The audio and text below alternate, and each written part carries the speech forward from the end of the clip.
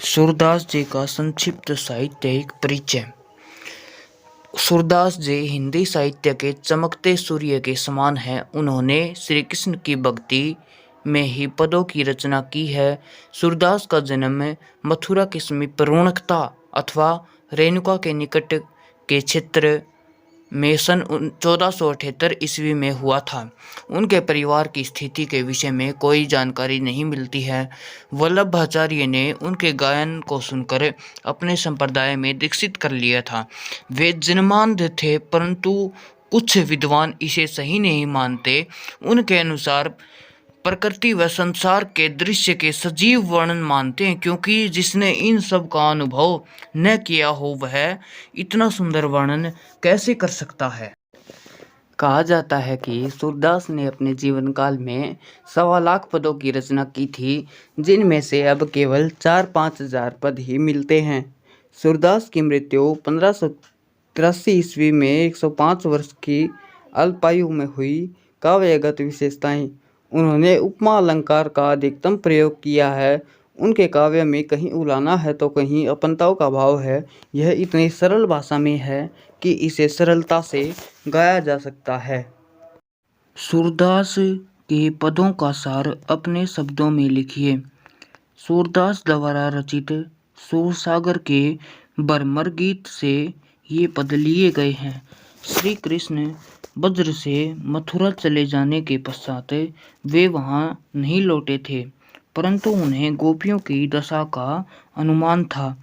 उन्होंने काफी समय से कोई संदेश गोपियों को नहीं भेजा था। अंततः उन्होंने अपने मित्र उद्धव को गोपियों की दशा देखने व उन्हें समझाने के लिए भेजा। उद्धव सगुण भक्ति के स्थान पर निर्गुण भक्ति करते थे। और जब उन्होंने वह ज्ञान गोपियों को दिया तो उन्हें उद्धव पर गुस्सा भी आया और दुख भी हुआ।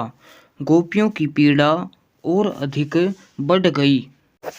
गोपियां मानती हैं कि उद्धव बहुत भाग्यशाली है जो वे श्री कृष्ण के प्रेम में नहीं पड़े। वे कमल के पत्ते और तेल की गागर के समान श्री कृष्ण के साथ रहते हुए भी प्रेम बंधन से मुक्त हैं।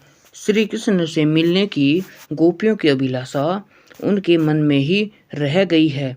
श्री कृष्ण तो उनके लिए हारिल पक्षी की लकड़ी के समान है, जो मृत्यु के पश्चात ही उसके पंजों से छूटती है।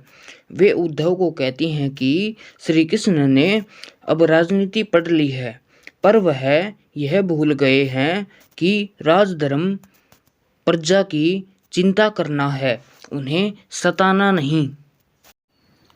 पाठ्य पुस्तक के प्रश्न। गोपियों द्वारा उद्धव को भाग्यवान कहने में क्या निहित है? उत्तर। गोपियां उद्धव को अति बड़भागी अर्थात भाग्यवान कहती हैं। यह बात वे सामान्य ढंग से न कहकर व्यंग्य में कहती हैं। इस कथन में यह व्यंग्य निहित है कि उद्धव को श्री कृष्ण के निकट रहकर भी उनके प्रेम से अलिप्त है। वे श्री कृष्ण के बंधन में नहीं पड़े। यदि वे इसमें पड़े होते तो उनकी दशा भी गोपियों के समान हो जाती। वे श्री कृष्ण के प्रति निर्लिप्त बनने में सफल रहे। अनंत वे भाग्यशाली हैं। वे उद्धव की स्तुति के बहाने उसकी निंदा कर रही हैं। उद्धव के व्यवहार की तुलना किस किस से की गई है? उद्धव के व्यवहार की तुलना दो चीजों से की गई है। वे कमल के पत्ते के समान अलिप्त हैं। जिस प्रकार कमल जल में रहता है और उसके पत्ते जल से ऊपर रहते हैं, उन पर जल का प्रभाव नहीं पड़ता, इसी प्रकार उद्धव पर भी श्री कृष्ण प्रेम का प्रभाव नहीं पड़ सका है। उद्धव की दशा उस तेल की गागर के समान है जो जल में रहती है, पर उस पर जल की एक बूंद भी नहीं टिक पाती।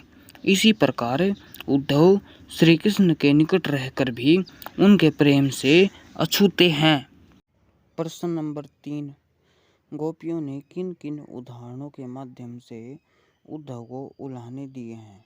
गोपियों ने निम्नलिखित उदाहरणों के माध्यम से उद्धव को उलाहने दिए हैं।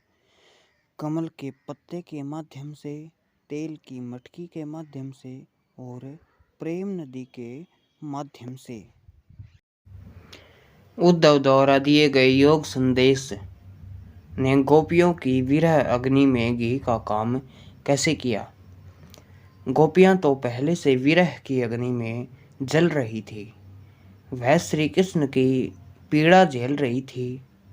उन्हें आशा थी कि श्री कृष्ण जल्द ही लौट कर आएंगे, पर जब उनके स्थान पर उद्धव आए और उन्होंने योग का संदेश सुनाया तो इस पर गोपियों की विपरीत प्रतिक्रिया रही। इस योग संदेश ने उनकी विरह अग्नि में घी का काम किया। इसे सुनते ही उनकी विरह की अग्नि और भी भड़क उठी। अब वह बहुत व्यथित हो गई और उनके सब्र का बांध टूट गया।